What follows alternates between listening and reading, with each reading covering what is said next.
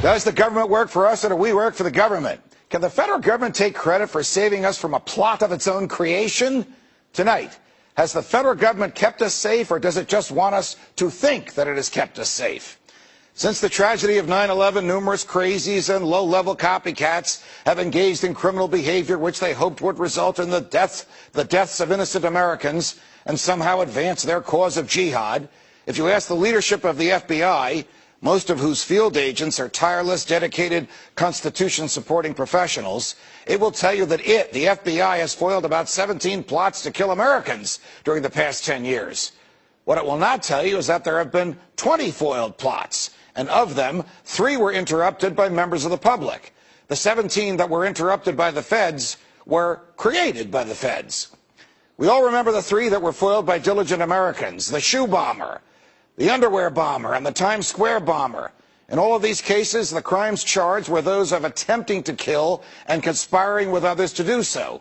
In all 3 of those cases, alert Americans on transcontinental flights or in the streets of New York City told authorities of bizarre behavior or actually subdued the threats themselves.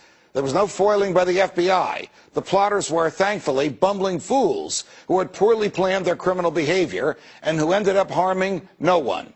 All 3 are serving life terms. But the more curious cases are the remaining 17 for which the federal government has taken credit. They all have a common and reprehensible thread.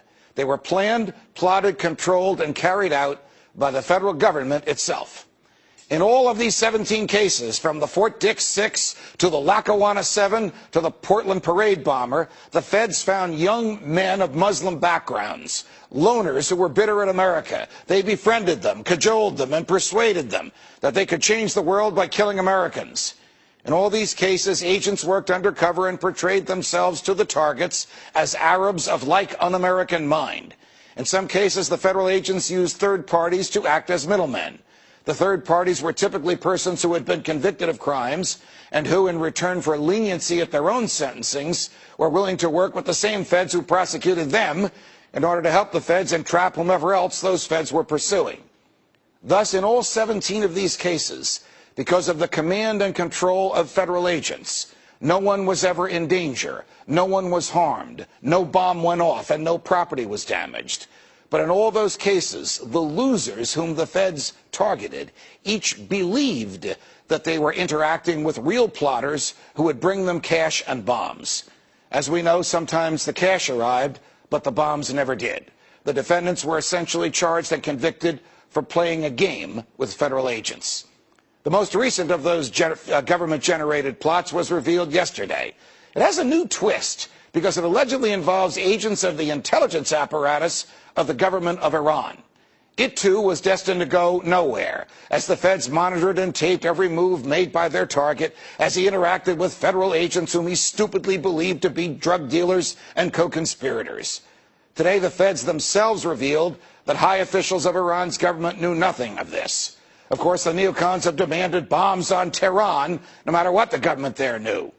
And this plot came to light the day before Attorney General Holder himself was subpoenaed by Congress in the Fast and Furious case. You get the picture. Are any of these plots criminal? Can the government just pick and choose whom to seduce and then lower the boom at the right time and arrest its would-be Confederates? Is this a proper and efficient use of law enforcement resources? The answers to these questions are obvious, and they are not good.